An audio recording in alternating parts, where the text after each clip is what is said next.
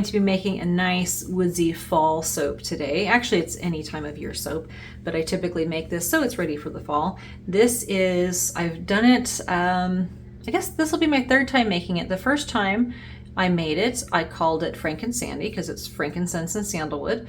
And then the second time I made it, I added some patchouli. And it really didn't smell much different because it was a patchouli and sandalwood blend. And I called it Frank Sandy and Patch. It didn't sell very well. So this time I'm going to be making it again, but I think I'm just going to call it Frankincense and Sandalwood instead of the Frankincense or whatever. Frankincense sold really well, but I don't know.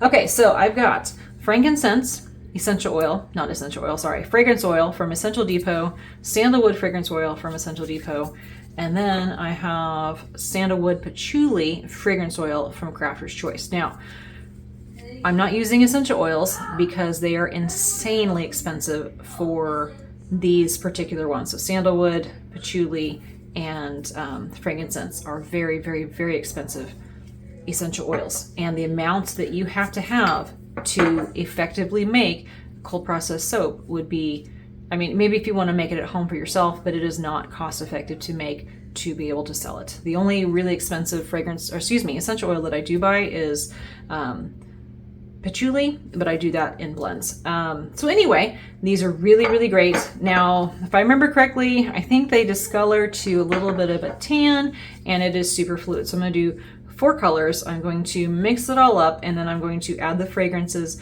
into my batter, and then I'll divide it out. I'm going to add some copper lip safe mica from Brambleberry. I've got honeyed beige from Brambleberry, and then I have bronze brown from Nurture. I think it's Nurture Handmade now. They changed their name. So anyway, then I will probably do it in the pot, pour it in my mold. I've got my 20 bar long mold that my husband made me, and probably do some hanger swirls. So let's go ahead and get started.